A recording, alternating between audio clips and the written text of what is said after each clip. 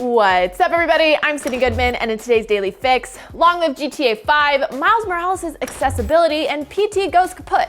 Kinda. Roll the thing.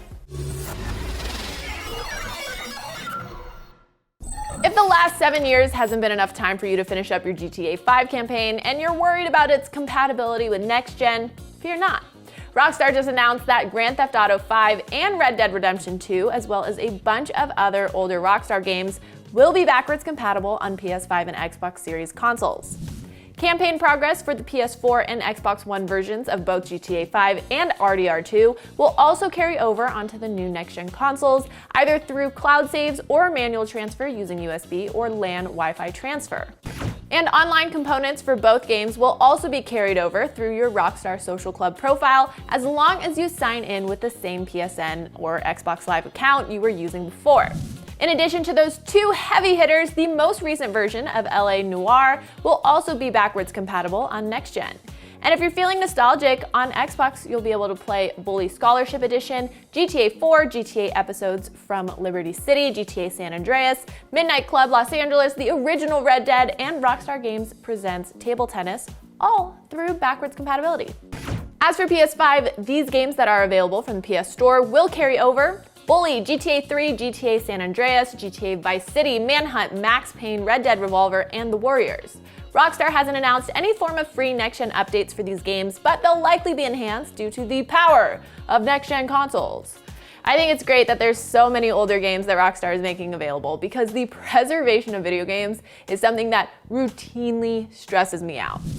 With hardware continuing to evolve, which is great, but unless you save all of your old consoles and hard copies of games, which isn't always practical, it's not a guarantee that you can go back and play older games. It's nice to see publishers taking the matter of preservation into their own hands, but I wish there was a better way as a consumer to be part of that. Because theoretically, if a publisher just decided that they didn't want one of their games to continue to be available, they can just do that. As games continue to go more and more digital, in my head, it's some sort of digital archive library of sorts that stores games for people to access, and I realize that is severely oversimplified in terms of legalities, actual execution, whatnot, but one can hope. And now for something different. We can finally talk about Marvel's SpiderMan Miles Morales, which we gave a 9, and with the embargo lifting, Insomniac Games has also detailed some of the major accessibility features in the game.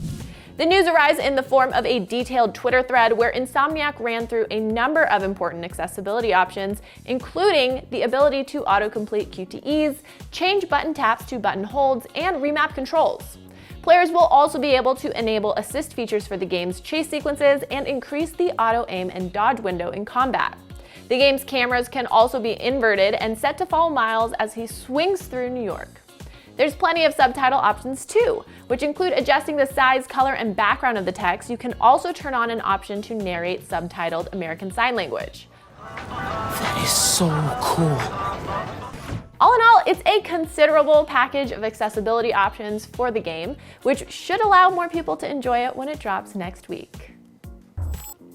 Remember how earlier I talked about a big chunk of game preservation being in the hands of publishers, and how if they really didn't want us to play one of their games on future consoles, they could do that?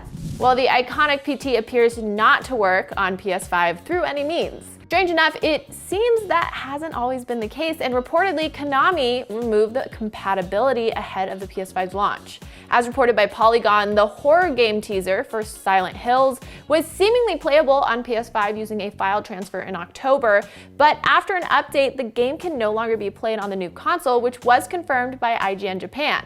Polygon reports that when contacted for a comment, Sony said the change was a, quote, publisher decision, meaning Konami would have specifically blocked the game from being played on new hardware, effectively making it even harder for the game to be preserved. And that's your Daily Fix. I'm Sydnee Goodman, and I hope your day is as awesome as you are. Now that you are all caught up in the news, check out our latest episode of Next Gen Console Watch, where we compare the scores, like review scores, of the PS5 and Xbox Series X. Download the IGN app on all your mobular devices, subscribe to the Daily Fix on Snapchat, and for all things everything else, IGN.com. It's not that bad, bro. Jesus Christ. Why is Norman Reedus there? I keep thinking stuff gonna happen. Oh.